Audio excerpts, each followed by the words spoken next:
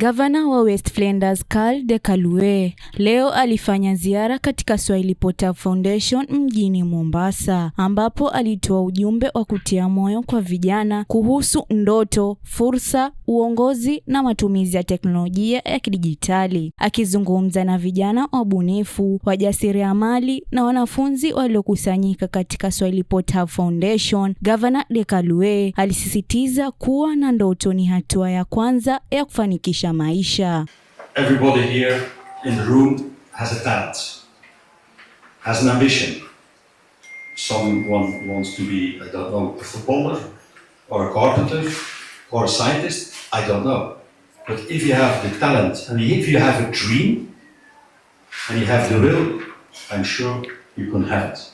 Gavana huyo alieleza kuwa dijitali na teknolojia ni nafasi kubwa kwa kizazi cha sasa, akisema kuwa maendeleo ya kidijitali yameleta fursa nyingi kwa vijana kuanzisha biashara, kubuni suluhisho bunifu na kuunganishwa na dunia kwa urahisi.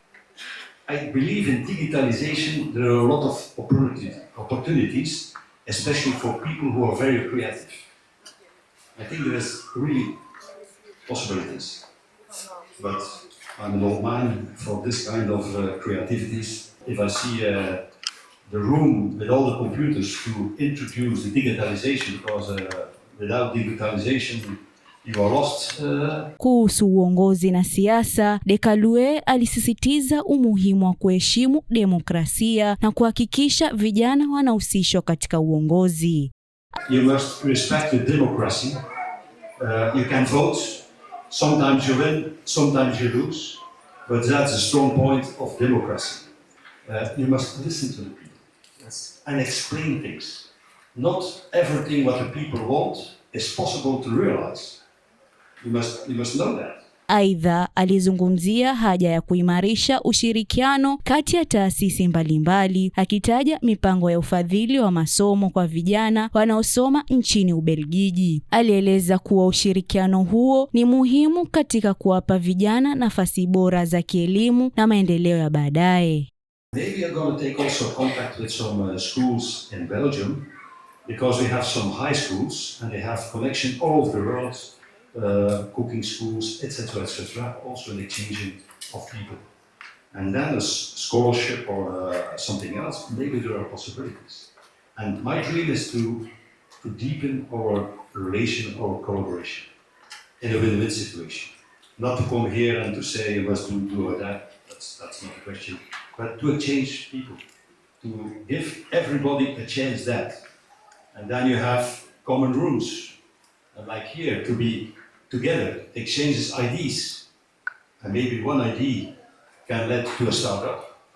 And then we have also programs to support the startups, and if the startups is successful, you can become an entrepreneur. There's all this kind of projects. Also, I think also the European Union is supporting this kind of projects also here in Kenya. Katika ushauri wake wa mwisho, Gavana de Kaluwe aliwahimiza vijana kufikiri kwa ubunifu, kuota ndoto kubwa na kuzitimiza, huku akiwashauri kutafuta mashirika kama Swahili Pot Foundation ambayo hutoa fursa, mafunzo na mitandao ya kusaidia kukua. Be creative. Think. Talk to each other. Have a dream. And try to realize your dream with the support of people here in Mombasa. Create also such a kind of platform like Swahili Pot, and then you give again the youth and people chances, and you give them again a dream. Ziara hiyo ilisisitiza dhamira ya Swahili Pot Foundation katika kuwezesha vijana kupitia ubunifu na teknolojia, pamoja na kuimarisha ushirikiano wa kimataifa kwa ajili ya maendeleo ya kizazi kijacho cha viongozi. Nikiripotia Swahili Pot FM kutoka Swahili Pot Foundation mjini Mombasa, langu jina ni Nashpai Koikai. Swahili inatuleta pamoja ndani ya Swahili Pot FM 91.7. Marhaba.